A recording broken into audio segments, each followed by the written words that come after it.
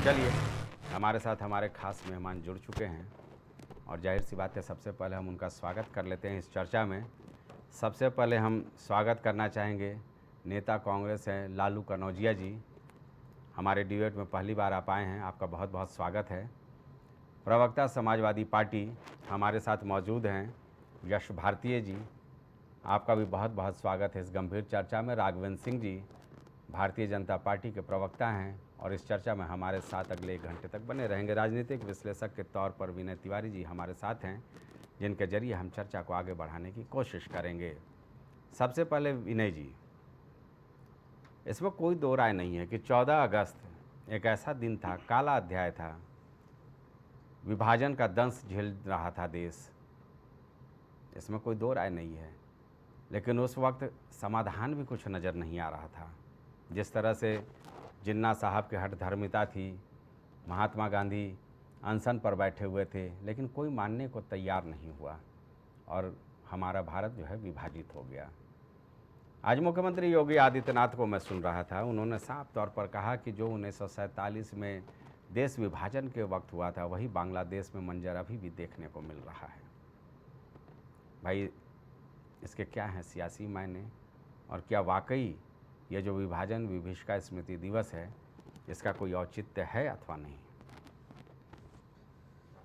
संजय जी, सबसे पहले तो हम इस महान और लंबी जो आज़ादी की लड़ाई थी उसमें अपने प्राणों का जो बलिदान स्वतंत्रता संग्राम सेनानियों ने किया, उनको हम अपनी भावभीनी श्रद्धांजलि अर्पित करते हैं। हम तो कल्पना भी नहीं कर सकते हैं कि उस समय कैसी परिस्थितियां रही होंगी जब उन्होंने अपने प्राणों को न्यौछावर किया और आज़ादी की लड़ाई को इस सफल बनाया। जो है कितने सारे बलिदान और कठिन संघर्षों के बाद आखिरकार 1947 14 अगस्त 1947 में हमें वो मौका आया और तब से हम लगातार 77 वर्ष से इस आज़ादी का जो है जश्न मना रहे हैं। लेकिन ये जश्न हमारा कहीं ना कहीं फीका हो जाता है जो पार्टीशन हुआ हिंदुस्तान का, और वो भी खासकर धर्म के आधार पर विभाजन हुआ। कोई और विचारधारा नहीं, केवल धर्म के आधार पर देश का विभाजन हुआ। अब सवाल ये है कि धर्मनिरपेक्ष उस समय था, उस समय की पॉलिटिक्स धर्मनिरपेक्ष थी कि आज है? तब इतना चरमपंथी, इतना हावी था कि धर्म के आधार पर देश को तब बांटा गया था। अब जाहिर सी बात है, देश बटा था तो नुकसान तो हिंदुस्तान का ही हुआ।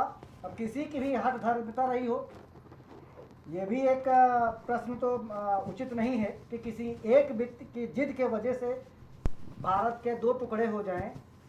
तो ये कहीं ना कहीं अपने गिरेबान में झांकने के लिए काफ़ी है कि उस समय केवल उनकी जिद थी या दोनों तरफ से कहीं ना कहीं कुछ ना कुछ चीज़ें रही होंगी, तभी पार्टीशन हुआ और आज हम उसको विभाजन विभीषिका स्मृति दिवस के रूप में जो है मना रहे हैं।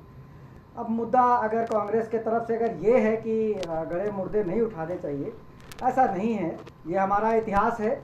मुग़ल हमारे पास आए वो भी इतिहास है, अंग्रेज आए वो भी इतिहास है, आज़ादी मिली वो भी इतिहास है। हम उसको अच्छे तरीके से जो है सेलिब्रेट करते हैं और जो कमियां रही हैं उनको भी उनसे सीख लेनी चाहिए, आने वाली पीढ़ियों को बताना चाहिए और उससे कुछ सीख लेंगे कि अब जो आने वाला समय है वो कम से कम वो गलतियाँ ना होने पाए। विनय जी, जाहिर सी बात है, एक छोटा सा जवाब आपसे लेंगे फिर आगे मेहमानों के पास चलेंगे। जो विभाजन की विभीषिका थी ना, उसमें हिंदू, मुस्लिम, सिख, ईसाई लाखों लोगों की जानें गई थी। सिर्फ हम हिंदुओं का जिक्र करके बाहर निकलने की कोशिश करेंगे ना तो यह समग्र विश्लेषण नहीं होगा, क्योंकि याद है ना, कई उपन्यास आपने भी पढ़े होंगे, ट्रेन टू पाकिस्तान, खुशवंत सिंह का, इस तरह के तमाम जगहों पर जिक्र है उस विभीषिका की कि किस तरह से लाशों से भरी ट्रेनें भारत से पाकिस्तान भेजी जा रही थी और उधर से जवाब में उसी तरह का कुछ नज़ारा यहाँ भी देखने को मिल रहा था। लाखों लोग तो रास्ते में ही दम तोड़ दिए। तो जिक्र तो समग्रता में होनी चाहिए ना। नहीं, जिक्र तो समग्रता में होनी चाहिए और हम कर भी रहे हैं। और पूरा हिंदुस्तान, ऐसा ऐसा तो कोई नहीं कहता है कि आज़ादी की लड़ाई केवल हिंदुओं ने लड़ी। हिंदू, मुस्लिम, सिख, ईसाई सबका योगदान, किसी का कम और ज़्यादा नहीं था, सबका बराबर था, ऐसा नहीं है। लेकिन इसके बाद देश का जो बंटवारा हुआ वो धर्म के आधार पर हुआ। मतलब हिंदुस्तान के अगर दो टुकड़े हुए तो दो सेकुलर राष्ट्र नहीं बने, एक मुस्लिम राष्ट्र की जो है इस्लामिक अवधारणा राष्ट्र, हुई हाँ। है। तो उस समय के जो राजनीतिज्ञ थे उन्होंने क्या तब धर्मनिरपेक्षता नहीं थी कि अगर वो देश की मान्यता ही देते तो एक राष्ट्र की मान्यता देते, लेकिन राष्ट्र की नहीं, एक मुस्लिम राष्ट्र की मान्यता दी गई उसे।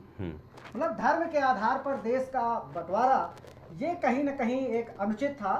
परिस्थितियां जरूर उस समय रही होंगी कि एक साथ नहीं रहा जा सकता है, तो बंटवारा तो होना ही था। जी, निश्चित तौर पर इतिहास में हम लोग पढ़ते हैं कि आखिरी दम तक कोशिश हुई, लेकिन वो नाकामयाब रहा। लेकिन धर्म के आधार पर होना ये दुर्भाग्य। राघवेंद्र जी, सवाल मेरा यही है, मुख्यमंत्री योगी आदित्यनाथ को मैं सुन रहा था, चलिए हुंकार तो उन्होंने भर दिया कि या तो पाकिस्तान समाप्त हो जाएगा या अखंड भारत की स्थापना हो जाएगी। जिक्र उन्होंने 10 लाख हिंदुओं के कत्लेआम की भी की, 1.5 करोड़ दूसरे जो लोग थे उनके विस्थापन की भी की। लेकिन भाई मेरा तो यही कहना है ना, अगर तार्किक तरीके से देखा जाए तो विभाजन की विभीषिका में हिंदू, मुस्लिम, सिख, ईसाई कोई जात धर्म देख नहीं रहा था। जो मैंने पढ़ा है, जो मैंने समझा है, मैं उस वक्त था नहीं कि मैं गवाह हूँ, तो क्यों न इसे हिंदुत्व कोर पॉलिटिक्स का नाम दे दें हम।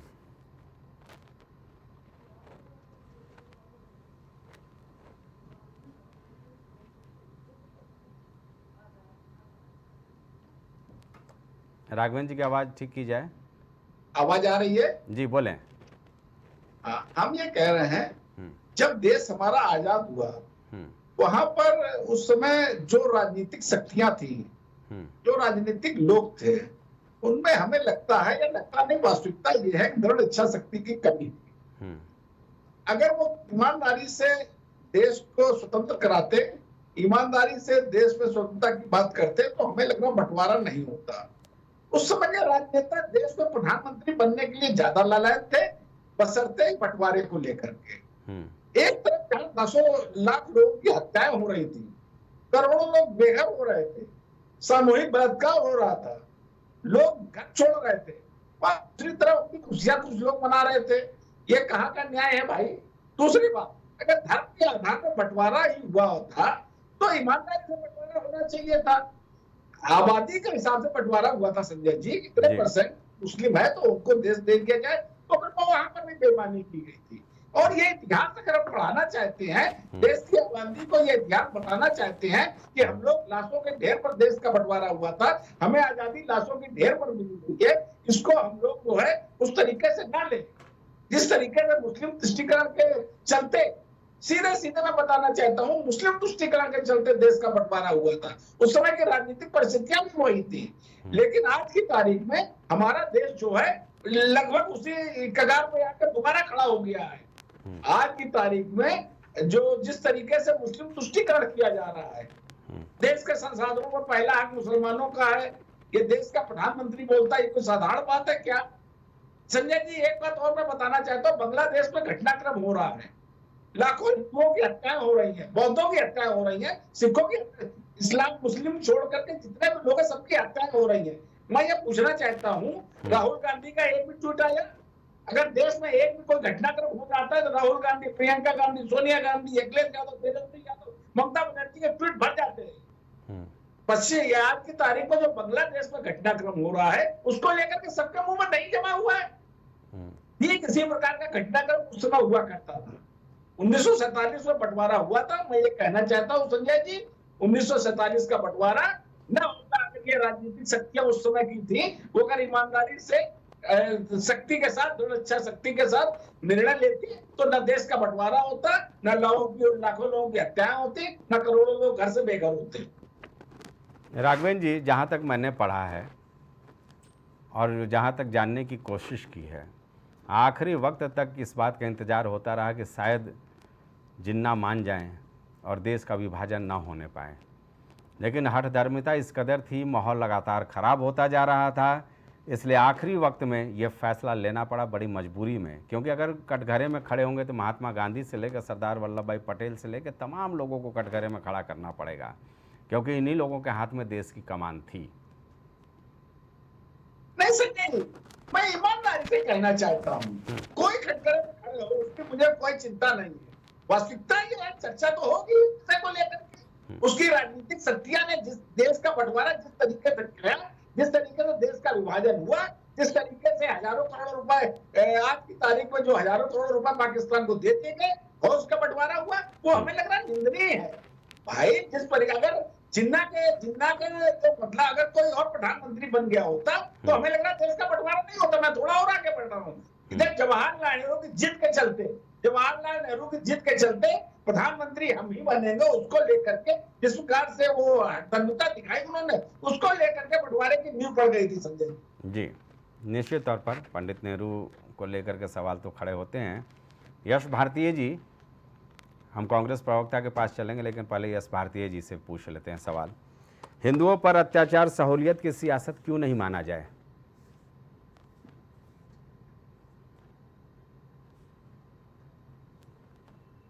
हेलो, यश भारती जी, आवाज आ रही है? हाँ, बस आपका एक लाइन में ही सवाल है या कुछ और?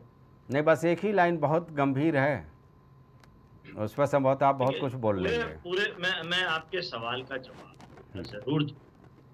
उससे पहले हमारे जो पूर्व वक्ताओं ने कहा, एक पूर्व वक्ता ने तो हमारे पुराने राजनेताओं को जिन्होंने देश चलाया सबको कटघरे में खड़ा कर दिया और कहा कि वो अगर समझदारी से काम करते तो सब चीजें नहीं होती। यानी अभी तक जो देश चला, जो हमें आजादी मिली, वो ना समझदारी के कारण मिली और जो चीजें हुई वो ना समझदारी से।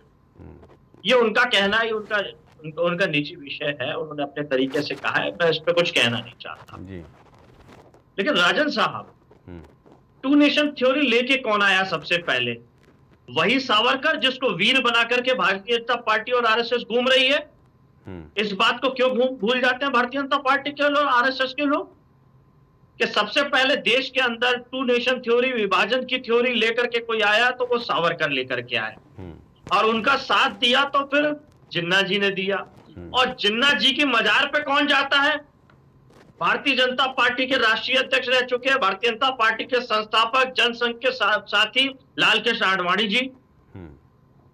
तो एक तरफ भारतीय जनता पार्टी के लोग जिन्ना जी को गाली देंगे और उस तरफ जिन्ना जी की मजार पे जाकर के चादर चढ़ाएंगे, फूल चढ़ाएंगे, नमन करेंगे। कि दोहरे चरित्र के साथ कैसे काम चलेगा? आज आप विभाजन की बात करते हो, हिंदू राष्ट्र बनाने की बात करते हो बार बार, तो ये देश को विभाजन करने के लिए बात नहीं है। जब ये तय हो चुका है हमारा देश जो गुलदस्ता है जिसमें विभिन्न जाति, विभिन्न धर्म, विभिन्न समुदाय के लोग रहते हैं, सबका सम्मान होगा, सबका योगदान होगा, तो फिर ये विभाजन जैसी बातें करने की आवश्यकता क्यों पड़ती? जिसमें यह कहा जाता है कि हिंदू राष्ट्र का निर्माण होगा, समय समय पर भारतीय जनता पार्टी के नेता, आरएसएस के नेता, इनसे संबंधित साधु संत ये हिंदू राष्ट्र निर्माण की बात करने लगते। तो ये सावरकर की तो मानसिकता है जो दोबारा देश का विभाजन चाहती है, जिसने पहले देश का विभाजन किया, लगातार नफरत फैलाने का काम कर रहे हैं देश के अंदर जी। मैं आपके माध्यम से आज हमारे समाजवादी पार्टी के संस्थापक नेता आदरणीय आजम खान साहब का जन्मदिन है, उनकी दीर्घायु की कामना करता हूं। उन्होंने सदन में एक भाषण दिया था, जिस तरीके से धर्म विशेष को, खास तौर से मुस्लिमों को टारगेट किया जा रहा है उनके धर्म के नाम पे देश के अंदर, उत्तर प्रदेश के अंदर भी आप देखिए यादवों को और मुसलमानों को पोस्टिंग से हटाया जा रहा है। ये आरोप लगाया जा रहा है कि उन्होंने चुनाव हरा दिए। यानी उनकी निष्पक्षता पे उनको जो जिम्मेदारी दी गई है उस पर सवालिया निशान कौन उठा रहा है? यही भारतीय जनता पार्टी के लोग। और आजम खान साहब ने सदन में, लोकसभा में एक बात कही कि देश के मुसलमानों के पास चॉइस थी, विकल्प था, वह या तो वो पाकिस्तान जाएं या फिर वो हिंदुस्तान में रहें। लेकिन मुसलमानों ने, हमारे देश के मुसलमानों ने भारत को चुना, हिंदुस्तान को चुना, इस सरजमीन को चुना जहां वो पैदा हुए और वहीं वो जमीन खाक होना चाहते हैं, इसी जमीन में दफन होना चाहते हैं। लेकिन समय समय पर फिर भी उनकी देशभक्ति का प्रमाण पत्र कौन मांगता है? कौन लोग मांगते हैं? कौन अपमानित कार्य करते हैं धर्म के नाम पे?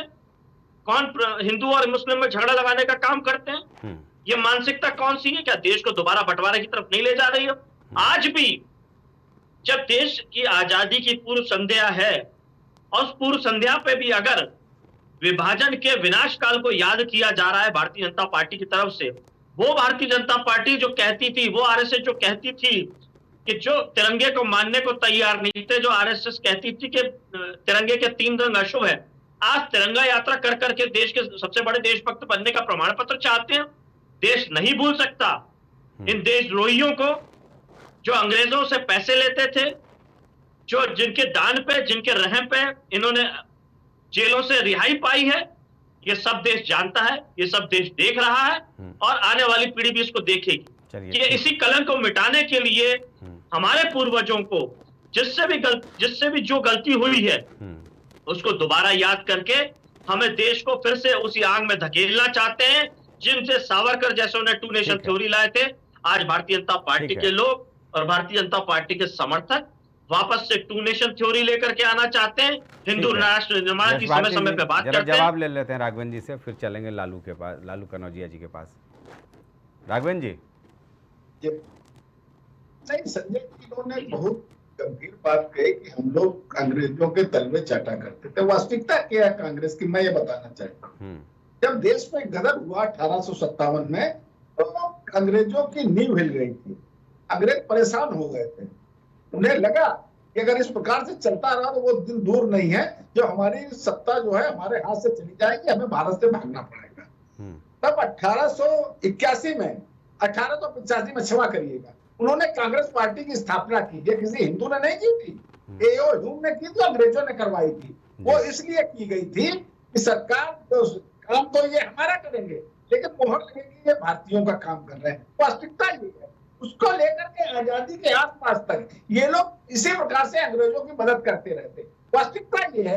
राजन साहब, मैं केवल एक शब्द कहना चाहता हूँ, मुझे कहने की इजाजत दे दीजिए। यस, ये आ जाते हैं राघवेंद्र जी को पहले सुन लीजिएगा, तो जवाब इकट्ठे दे दीजिएगा। हाँ, नहीं देखिए, मुझे इनकी आवाज ठीक से नहीं आ रही। उसके पुष्टिकरण करते रहे। कमाल की बात है, इन लोगों ने आतंकवादियों के लिए हाफिज सईद साहब, ओसामा जी, दिग्विजय जी, मसूद अजहर जी, राहुल गांधी बोला करते थे देश के संसाधनों में पहला हक मुसलमानों का है। ये कौन बोला करता था? अरे मान्यवर, कम से कम कुछ सोच समझ के काम करके आजादी से लेकर आज तक सिर्फ पुष्टिकरण आप लोग करते रहे, हिंदू आतंकवाद शब्द करते रहे।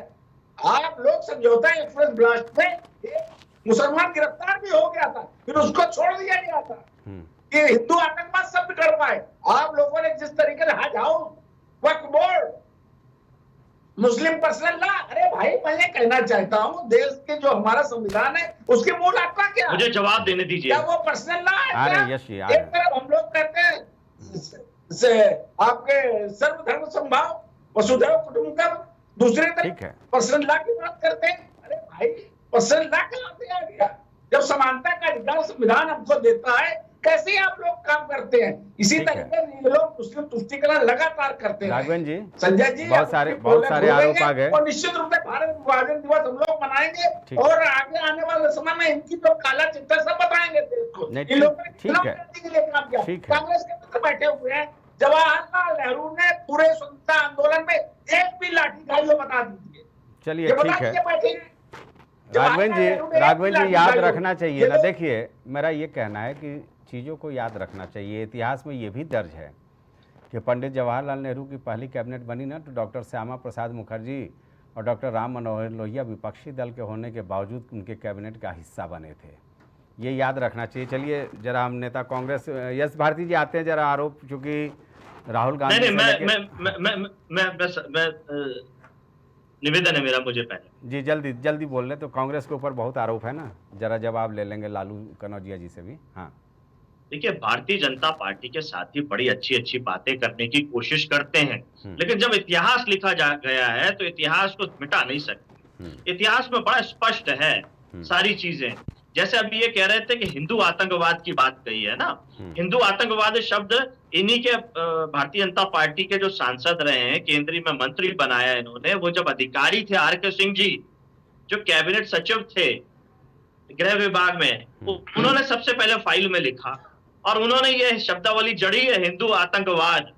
और इस हिंदू आतंकवाद लिखा गया है प्रज्ञा ठाकुर के लिए, वो प्रज्ञा ठाकुर जिसके ऊपर आतंकवाद का मुकदमा आज भी चल रहा है, उस प्रज्ञा ठाकुर को भारतीय जनता पार्टी ने सांसद का टिकट दिया, प्रत्याशी बनाया, चुनाव लड़वाया, चुनाव जितवाया और सदन में भेजने का काम किया और देश की रक्षा समिति में सदस्य तक बनाने का काम करने की कोशिश करी।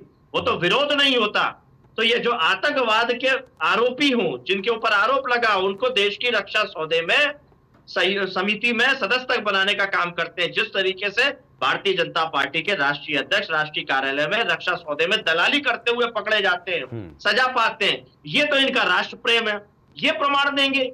ये केवल ये पुराने जो कलंक है भारतीय जनता पार्टी के, आरएसएस के संघियों के, उनको धोने के लिए नए नए नवाचार करते रहते हैं। इन नवाचार के माध्यम से चाहते हैं इतिहास के पन्नों से इनकी जो कालिक है वो मिट जाए, लेकिन वो मिटने वाली नहीं है। सावरकर सबसे पहले टू नेशन थ्योरी लेकर के आए, देश में विभाजन की थ्योरी लेकर के आए, ये कभी नहीं मिट सकता। यस भारती जी, 1963 का गणतंत्र दिवस परेड हमको नहीं भूलना चाहिए, जब पंडित जवाहरलाल नेहरू ने संघ कार्यकर्ताओं को उसमें आमंत्रित किया था, विशेष आमंत्रित के तौर पर वो उस परेड राजन साहब मौका दे दिया, नहीं राजन साहब मौका दे दिया इन देशद्रोहियों को। इतिहास की बातें होंगी तो नहीं राजन साहब चलिए लालू कनौजिया जी, साहब आजाद भारत में इन पे विश्वास जताया कि अब ये सुधर जाएंगे। सुबह अंधेरे में जो लाठी पीछे छुपा के चलते हैं और जैसे ही उजाला होता है वापस घर में ठीक है जाते हैं। आरोप प्रत्यारोप बहुत सारी चीजें चले जाएंगे, आज हम अपने मुद्दे पर आते हैं। लालू कनौजिया जी, जिस तरह से भाई इतिहास में ये तो दर्ज है, आलोचक इस बात की आलोचना करते हैं कि पंडित जवाहरलाल नेहरू अगर प्रधानमंत्री बनने का अपना जो सपना था उसको दूर कर दिए होते तो शायद आज देश का विभाजन नहीं होता। इसको बीजेपी बड़ा मुद्दा बना रही है, इसमें भाई गुरेज क्या है? आप लोग क्यों ऐसा बोल रहे हैं कि गड़े मुर्दे उखाड़ने की कोशिश कर रही है भारतीय जनता पार्टी? सबसे पहले स्वतंत्रता दिवस की पूर्व संध्या पे सभी देशवासियों को ढेर सारी शुभकामनाएं, बधाई। साथ ही साथ सभी स्वतंत्रता सेनानियों बलिदानियों को नमन करता हूँ। और रही बात जहाँ तक मुद्दे की, तो मुझे लगता है कि सच में भारतीय जनता पार्टी ने गड़े मुद्दे ही उखाड़ना शुरू किया है, क्योंकि अभी हम विभीषिका दिवस मनाएंगे उससे पहले हम मणिपुर को ही अभी उदाहरण लेके देख लें। जिस तरीके से घटनाएं हुई हैं, जिस तरह महिलाओं के साथ बलात्कार हुआ है, जो अत्याचार हुआ है, उस पर तो हमारे प्रधानमंत्री जी एक बार नहीं बोले, वहाँ जाने की कोशिश तक नहीं किया। शायद ये देश का इनका जो राम राज्य इस टाइम जो चल रहा है देश में, मैं उस पर कहना चाहूँगा राघवेंद्र जी के पास जवाब नहीं होगा कि मणिपुर जो अभी हाल ही की घटनाएं हैं, इनके पास कोई जवाब नहीं है। मणिपुर तो ये विभीषिका दिवस की बात करते हैं। मुझे लगता है कि इन सब बातों को छोड़ के आज जो स्वतंत्रता दिवस है, सभी लोगों को मिलजुल के देश को आगे बढ़ाने के, नौजवानों को रोजगार की बात करनी चाहिए। जैसे देश किस तरह से नए रास्ते पे आगे बढ़े, देश का विकास हो, अभी इनके पास इस तरह का कोई रोड मैप नहीं है, इसलिए इन्होंने इस तरह की बातें करी। और इसमें मुझे लगता है कि कहीं ना कहीं बलिदानियों का अपमान भी है, जिस तरीके से लोगों ने अपना जान कुर्बान करके इतनी मुश्किल से आज़ादी दिलाई थी। नहीं, सवाल मेरा दरअसल इतिहास के इर्द गिर्द है कि आलोचना होती है ना कुछ मुद्दों को लेकर के जी।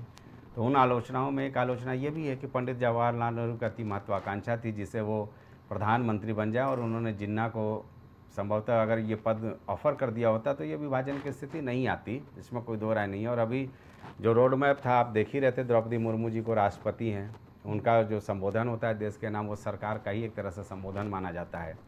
उसमें उन्होंने कहा कि सारी आधारभूत संरचना तैयार कर दी गई और जल्दी हम विकसित राष्ट्र में शामिल हो जाएंगे। 5वीं अर्थव्यवस्था विश्व के हम बन चुके हैं और तीसरी की ओर हम अक्सर हैं, जल्दी हम तीसरी बड़ी अर्थव्यवस्था भी बन जाएंगे। जी देखिए, मुझे लगता है आपने पहला जो सवाल किया कि नेहरू जी वाली बात, कि नेहरू जी अगर प्रधानमंत्री पद की, वहाँ जीत की बात थी ही नहीं। मुझे लगता है कि जो हालात उत्पन्न हुए, उन हालात और परिस्थितियों में ये निर्णय लिया गया। अगर मुझे लगता है अगर जिन्ना प्रधानमंत्री होते तो आज की स्थिति में तो ये कहते कि पहले मुस्लिम को प्रधानमंत्री बनने दिया। तो भारतीय जनता पार्टी अपनी रोटियां सेकने में कहीं पीछे नहीं रहती है। मुझे लगता है कि इन सब बातों को, फिर मैं उसी बात को दोहरा रहा हूँ कि आज हमें राजनीति के गलियारों से दूर निकल के आज हमें लोगों के दुख दर्द को समझने की ज़रूरत है और आगे राष्ट्र को विकास के रास्ते पे ले जाने की रोड मैप है, हमें उस पर आगे बढ़ने की ज़रूरत है। चलिए ठीक है विनय जी। भाई साहब, हार्डकोर हिंदुत्व का संदेश देने की कोशिश भारतीय जनता पार्टी की ओर से लगातार हो रहा है। कुछ मुद्दे हैं हालिया, वक्फ बोर्ड की शक्ति की कटौती, विभाजन विभीषिका स्मृति दिवस जो आज मनाया गया, कांवड़ यात्रा मार्ग पर नाम पहचान, हज यात्रा की सब्सिडी में कटौती, ये सब हमें लगता नहीं है कि देश में एक दुराव की स्थिति पैदा करने की कोशिश है? आप किस नज़रिए से देखते हैं इसको? क्यों नहीं हम हार्डकोर हिंदुत्व बोलें? नहीं, ये हार्डकोर हिंदुत्व नहीं है। ये तुष्टीकरण है। जो पहले हुआ था वो सही हो रहा है। देखिए, मैं आपके क्वेश्चन का जवाब दूं उससे पहले आज हमें और आपको पता नहीं, शायद आपको पहले ही पता हो, हमें आज एक नया ज्ञान प्राप्त हुआ कि भारत का जो विभाजन हुआ वो सावरकर जी के वजह से हुआ। उसमें प्रमुख योगदान सावरकर जी का था जो है। ये इतनी लंबी मतलब इतना उम्र कटने के बाद, इतनी पढ़ाई करने के बाद ये आज हमें पता चला। नहीं, वो जो कहना चाह रहे थे टू नेशन थ्योरी, इसको हम लोगों ने भी पढ़ा है, वो लाने वाले वीर सावरकर थे। रामा इकबाल लेके आए थे जो है। वो अलग अलग बातें हैं, लेकिन उनका कहना है कि आप जब किसी आधी बात को रखेंगे तो वो सत्य थोड़े ना हो जाएगा। तो सियासत में यही तो होता है कितना सावरकर कि मतलब का कोट कर लिया जाता है। कितना सावरकर की उस समय चलती थी। अब वही तो चीज है कि अगर उस समय भाजपा होती, ये तो अच्छी चीज है कि कम से कम ना तो भाजपा थी उस समय, ना समाजवादी पार्टी थी, ना जनता पार्टी थी, ना आरजेडी थी, कोई नहीं था उस समय। केवल और केवल कांग्रेस थी और मुस्लिम लीग। वो तो खैर पाकिस्तान चली ही गई और उसकी एक कॉपी, एक दूसरी मुस्लिम लीग यहाँ पे रह गई थी, जिसके साथ भारतीय जनता पार्टी शासन भी की थी। नहीं थी। नहीं तो आज का विपक्ष तो जवाब कहता नहीं, ये तो किया ही दूसरे लोगों ने किया था, इसमें कांग्रेस का क्या हाथ। कांग्रेस तो ये तो एक ऐसा तीर है जिसको कांग्रेस हटा ही नहीं सकती, क्योंकि कांग्रेस के अलावा उस समय कोई था ही नहीं। हमारे भाई ने एक चीजें बोला कि टू नेशन थ्योरी का ऑप्शन जब आया था तो हमारे देश के मुसलमानों ने भारत को चुना, पाकिस्तान को नहीं चुना। देखिए, कोई एहसान नहीं किया उन्होंने भारत को चुन के। नहीं, ऐसा कैसे कर मैं देंगे? कह रहा हूँ, मैं कोई एहसान उन्होंने नहीं किया। नहीं, ऐसा कैसे कर देंगे? टू नेशन, अरे जब अगर उनमें हिंदुस्तान के लिए जज्बा नहीं होता तो वो पाकिस्तान चले जाते, चाहे जिस कंडीशन में चले जाते। क्या मैं अगर हिंदुस्तान में, यस भारती जी हिंदुस्तान में रह रहे हैं तो क्या हिंदुस्तान के ऊपर एहसान कर रहे हैं क्या? नहीं। तो मुसलमान भी अगर हिंदुस्तान में रहे तो उन्होंने हिंदुस्तान के ऊपर कोई एहसान नहीं किया। टू नेशन थ्योरी से पहले अगर वही मुसलमान विरोध कर देते कि हमको नहीं पाकिस्तान चाहिए, तो जिन्ना की जिद धरी की धरी रह जाती। उन मुसलमानों के हिस्से की विनय जी,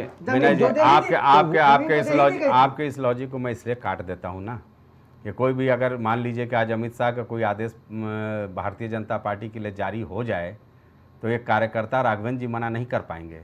नेतृत्व करता है, हर समय निर्णायक होता है। मैं कहना क्या चाह रहा हूँ कि अगर मुसलमानों ने यहाँ पे रहने का निर्णय लिया तो हिंदुस्तान के ऊपर एहसान नहीं किया। मैं ये कहना चाह रहा हूँ। हाँ, बिल्कुल कि उन्होंने, अगर वो ये कहते कि नहीं मैंने एहसान कर और दिया, जो हिंदू पाकिस्तान में रहने का वो किया, उन्होंने वहाँ पे एहसान नहीं किया। और उनकी क्या, उन्होंने वहाँ पे एहसान नहीं किया। उनकी क्या दुर्गति हुई, ये पैनल में बैठे सारे लोग जानते हैं। यहाँ पे मुसलमानों की क्या स्थिति है। यहाँ पे तो ऐसे उनको विशेष अधिकार दिए गए। ठीक है, अल्पसंख्यक थे, उनको देना चाहिए था, तब की सरकार ने उनको दिया, अच्छी चीज है। लेकिन ये कहना कि अब तुष्टीकरण हो रहा है, नहीं। अब क्या हो रहा है, अब वो अल्पसंख्यक, देखिए अब मुसलमान अल्पसंख्यक भले ही उसको कहा जाए, लेकिन उससे ज्यादा अल्पसंख्यक तो सिख हैं, बौद्ध हैं, बहुत सारी तो सब वो हैं।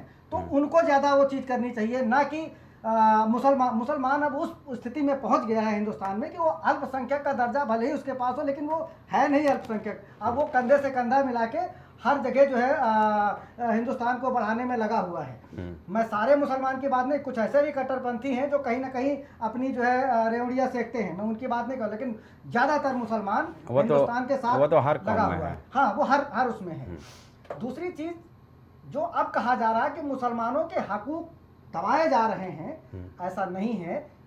हकूक कोई दबाए नहीं जा रहे हैं। क्या जो सरकार की जो पॉलिसियां हैं, क्या उसमें कहीं ऐसी कोई पॉलिसी बनती, मोदी की नहीं, मैं कांग्रेस की, जनता पार्टी की, जिनकी देवगौड़ा की, किसी की भी सरकार बनी हो, तो किसी भी सरकार ने कोई ऐसा कोई पॉलिसी बनाई मुसलमानों के लिए नहीं। विडम्बना विनय जी ये देखिए ना, जाहिर सी बात है, चलिए राघवेंद्र जी से मैं सवाल लूंगा, लेकिन विडम्बना ये है ना कि ये सियासतदान केवल सियासत करते हैं, जनता यही आकलन करती है कि हमारा रोजी रोजगार हमारे साथ बना रहे। बिल्कुल राघवेंद्र जी 10 मिनट 10 सेकंड बस। और जो है दूसरा, जो हमारे मित्र अभी कांग्रेस के जो मित्र वो कह रहे थे कि हमें ये सब चीजें भूल के आगे बढ़ना चाहिए, तो ये केवल आज ही खाली 14 अगस्त को ही भूलना चाहिए। नहीं तो संसद में क्या है, आप जीत के आ गई, संसद बन गई है, तो सब कुछ भूल के अभी भी क्या नोटबंदी, ये वो सब पुराने तो मुद्दे को तब कांग्रेसी ये नहीं कहते। देखिए, नोटबंदी हमें अभी इफेक्टिबल है, ये घटना अभी हमारे पे इफेक्टिबल नहीं होती है। ये तो विश्लेषण एक पक्षीय हो गया ना। फिर इंदिरा जी के उस लेडी आयरन को क्यों हम भूल जाएंगे?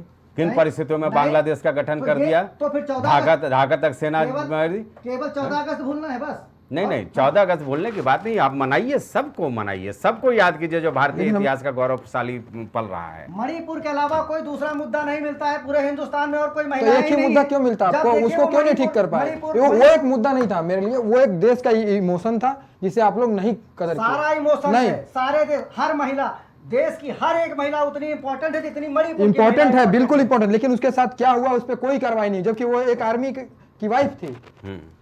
चलिए ठीक है, इसका कोई जवाब नहीं होगा भारतीय जनता हमारे पार्टी के मित्र को पास। ये नहीं पता है कि मणिपुर का इतिहास क्या है, वहाँ पे किस लिए ये दंगे भड़के और कब से भड़कते चले आ नहीं, रहे जब हैं। से भड़कते हो, लेकिन 70 साल नहीं, से गवर्नमेंट भड़कते चले आ रहे सरकार हैं। होने के चलिए नाते, उसमें थोड़ी सरकार आलोचना होने हुई के है, नाते हमारी ये जिम्मेदारी बनती है कि उस पर हमने भी सवाल ध्यान खड़े रखें। किए थे कि भाई वहाँ पे जिस तरह से एक्शन लेना चाहिए था, हालांकि बाद में गृह मंत्री अमित शाह खुद गए भी थे दौरे पर, ये भी नहीं भूलना चाहिए आपको। जब राहुल गांधी कनौजिया आते हैं जी, तो आपको लोगों को राजनीति नजर नहीं आती है ठीक है, राहुल गांधी भी अब क्यों नहीं जा रहे हैं भाई? नवाब यहाँ जो मामला हुआ है अयोध्या में, अरे वो बयान ही नहीं दे रहे, जाना तो कन्नौज छोड़ में, दीजिए, बयान तक नहीं दे रहे हैं। हिंदुओं के साथ जो जुल्म ज्यादती हो रहा है नहीं, बांग्लादेश में, बिल्कुल, उस पर राहुल देखिए, गांधी मैं को किसी भी चीज बोलना को चाहिए। जस्टिफाई नहीं कर रहा हाँ। हूँ कि जो भी घटनाएं हो रही हैं वो बिल्कुल जायज हैं। मैं बांग्लादेश को भी बोल रहा हूँ कि बांग्लादेश में भी जो भी कुछ हो रहा है वो बिल्कुल आपके नाजायज है। कहने से नहीं होगा ना, हमें तो इंतजार रहता है राहुल गांधी बोलेंगे, प्रियंका बोलेंगी, राघवन जी, तभी तो सवाल खड़े करते हैं ना। नहीं, जब आप देखिए, लोग नहीं बोलते हैं तो नहीं, फिर नहीं, राजनीति हमने सरकार राजनीति से का आरोप बात- नहीं, राहुल तुष्टिकरण गांधी के लिए ने राघवन सरकार जी से के बात ऊपर पूछा क्यों? जी है राघवन जी, कि बांग्लादेश को लेकर के आपकी नहीं, बांग्लादेश को लेकर के सर्वदलीय मीटिंग में राहुल गांधी ने पूछा है कि बांग्लादेश को लेकर के हमारा क्या रुख है। उस पर कुछ नहीं बोलेंगे, हिंडनबर्ग को लेकर नहीं नेता प्रतिपक्ष होने के नाते- रुख केवल पूछ देने से नहीं हो जाता है, मरहम लगानी पड़ती है बड़ी बड़ी नहीं, घटनाओं में। बिल्कुल, देखिए, मैं इस पश्चिम बंगाल में एक डॉक्टर के साथ इतना जघन्य माने अपराध हो जाता है, और चूंकि इसलिए आप लोग नहीं बोलेंगे क्योंकि तृणमूल कांग्रेस इंडिया ब्लॉक की नहीं, देखिए, इस तरह की जो भी घटना है मैं उसको बिल्कुल सहयोगी बोलता है। हूं, वो गलत है। महिलाएं- नहीं, राघवन देश में जी। किसी भी जी महिलाएं तो राघवन जी। बस चलिए ठीक है, बेशक चलिए, विभाजन विभीषिका नहीं होती, नेहरू जी का कुछ भी हो सकता था, सोच हो सकती थी, उस समय क्या स्थितियां परिस्थितियां थी, ना हम थे ना आप थे, जो लेखक लिख गए वही हम लोग पढ़ते हैं और उसी के जरिए हम इतिहास को जानने की कोशिश करते हैं। लेकिन सवाल तो ये खड़ा होता है ना कि एक के बाद एक आप जो फैसले ले रहे हैं, यह लगता है कि एक हार्डकोर हिंदुत्व की ओर देश को ले जाने वाली बात हो रही है, और ये कहीं ऐसा ना हो कि देश के लिए खतरनाक हो जाए। देखिए, भारतीय जनता पार्टी के ऊपर बड़ी आसानी से ये आरोप लगा दिया जाता है हम लोग हिंदुत्ववादी पार्टी है। मेरा घोषणा पत्र उठा के देख लीजिए संजय जी, कहीं पर भी हिंदुत्व की बात नहीं होती है। एक खोड़वा होता है संजय जी, उसको कहा जाता है आग फोड़ देता है, चारा आग आज तक नहीं फोड़ी उसने।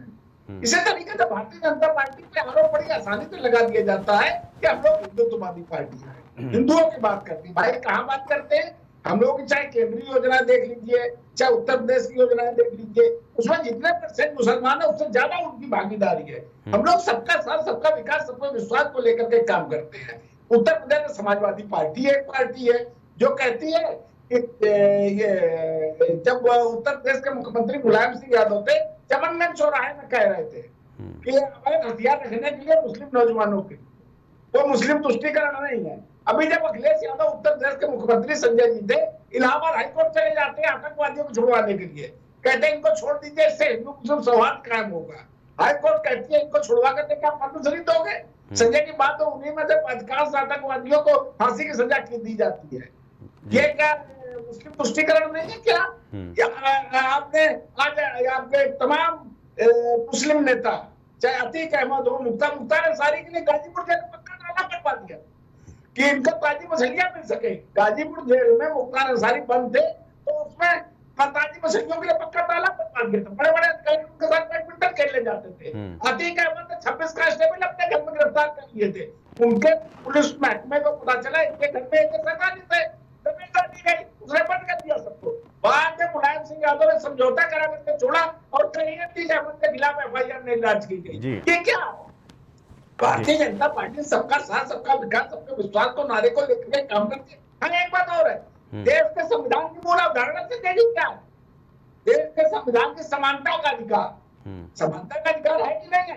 कोई संविधान पर्सनल लॉ भी बनाए हुए हैं भाई कैसा ये समन्वय लगता है, मजाक बना रखा है इन लोगों ने संविधान को, देश को। नहीं देखिए, इसीलिए राघवन जी यूनिफॉर्म सिविल कोड का मैं हर समय से समर्थन कर रहा हूँ। शक्ति है मैं यूसीसी का इसीलिए समर्थन करता हूँ कि हमारे राष्ट्र की एक नियम कायदे सब पर लागू हो जाए तो सारी जो विसंगतियां हैं वो दूर हो जाए। लेकिन जहन में एक सवाल है, जाते जाते एक सवाल का जवाब दे दीजिए क्योंकि वक्त कम है। ये जश्न का मौका है, 1947 में देश आज़ाद हुआ था, लेकिन उसके एक दिन पहले ये मातमी माहौल, समझ में नहीं आता है क्या संदेश देना चाह रहे हैं। संक्षेप में संजय जी ये बताइए, भगत सिंह को ये लोग अभी तक पढ़ाते रहे आतंकवादी है, अभी 2 साल पहले हम लोगों ने उसको डीयू से हटवाया। ये क्या था? ये मातमी माहौल नहीं था?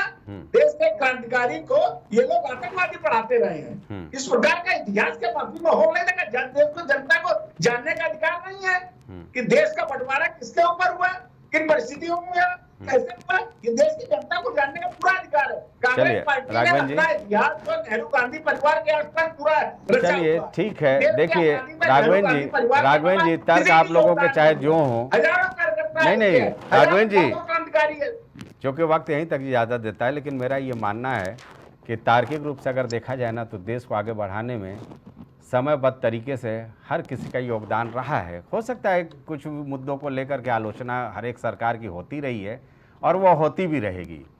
बहरहाल इस चर्चा में जुड़ने के लिए सारे खास मेहमानों का बहुत बहुत शुक्रिया।